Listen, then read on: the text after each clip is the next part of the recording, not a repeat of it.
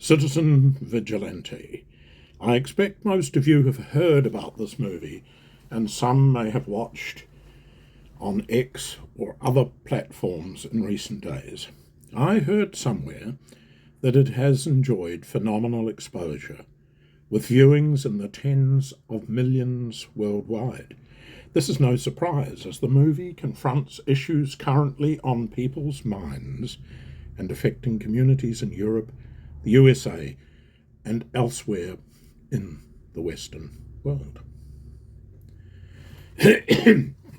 Criticisms range from its being far-right, racist-inspired attempt to incite tensions and target Muslims to the low-budget nature of the film and strange inclusions like the sex scenes in a brothel and the killing of innocent police.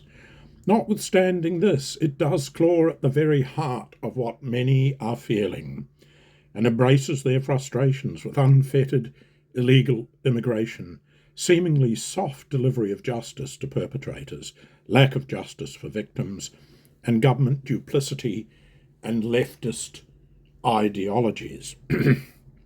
If we look at the rape gang matter in the UK, for instance, involving the shocking abuse and violation of 250,000 young white girls over many years, it is clear that not only the Pakistani rapists, but also the British police and arguably upper echelons in the force, according to many reports, social workers, government officials, and others have some responsibility for turning blind eyes or potentially being more complicit in the affair.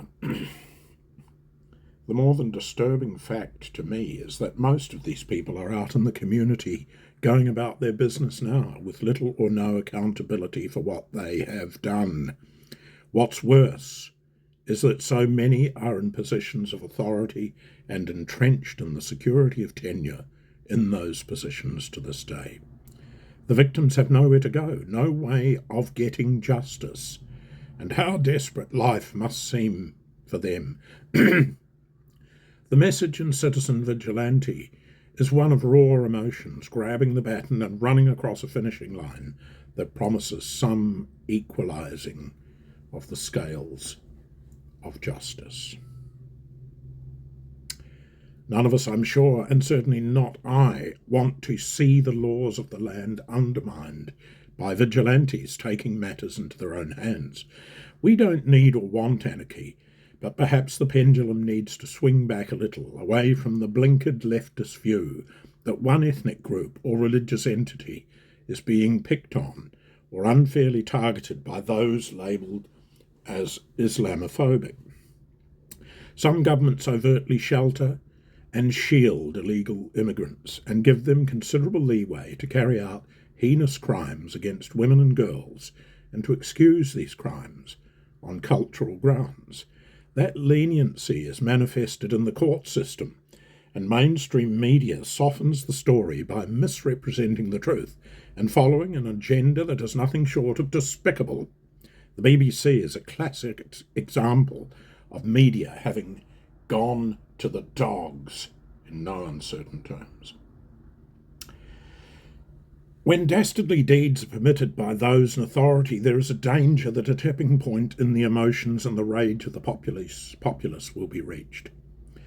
Of course, we do keep telling ourselves that we are a civilized society, a sophisticated, highly evolved species, more so than we have ever been in human history. We possess advanced intelligence, incredible intellectual and practical capabilities, and the depths of human understanding we enjoy is unparalleled. However, isn't it also true that deep down we are no different to our ancestors, ancient and recent? Look at the bloodthirsty behaviour of some of the world's contemporary combatants, the merciless slaughter of Christians in various African and North African countries in the past few years, the unforgivable viciousness of the IRGC against its own citizens in Iran, the disgusting actions of Hamas on October the 7th, and latterly towards its own Gazan fellows, the atrocities committed by Putin and his Russian forces in targeting civilian accommodation in Ukraine, intentional acts of unspeakable violence. And while some people might suggest countries like Israel should be included, I would argue that Israel always forewarned Gazans that particular buildings were to be targeted, giving people time to leave.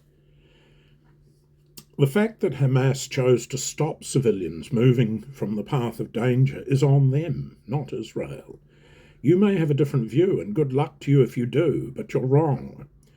Does all this mean that one day, maybe sooner rather than later, there will be increased civil unrest in severely affected pockets of the Western world? Where tensions are reaching boiling point, will the unhappy masses turn on those they see as responsible for destroying their utopian dreams, their long-held cultural institutions, and their sense of safety and personal security? Will this be manifested in vigilante citizen style by victims against perpetrators? Or will the people reject and eject leftist governments whose agendas appear to be at odds with the will of the majority? Will societies keep calm and carry on until it gets to a point of unmistakable critical mass in which one religion, Islam for argument's sake, achieves voting power and has sufficient of its own people in government positions to achieve Islamification of that country? Whether that would be a good thing or otherwise is for you to decide, but it would be helpful and encouraging if there were at least some debate or discussion of the long-term aims and purposes of Islam in the countries they are openly and deliberately populating. Look, if Muslims care about their new homes, shouldn't they engage with and reassure their hosts that their purposes and intentions are not hostile and that there is no ulterior motive? Unless there is, and they cannot bring themselves to say it. I would appreciate anyone pointing me toward any literature on this. Also, I would appreciate any links to imams and other prominent Muslims openly, publicly condemning the rape gang perpetrators, for instance, and other acts of terrible violence by Muslims, or Islam in general. So at the end of it all, it's often when people are left guessing or wondering, that is the problem. If you don't know what's truly going on, you are left deciding for yourself and aligning yourself with a point of view or stance based on information that has come to you from friends, colleagues, organisation, groups, and more powerful than all, social media algorithms. Muslims, especially in the UK and Europe, do need to start defending themselves, I feel, not physically, but in every other way, to show that they are working to change the unacceptable medieval mindset that many of their new illegal immigrant fellows believe and are living by. If they don't start doing this, then it will not be hard to believe they are not interested in seeing a change in such behaviour and thinking. Until next time, go well.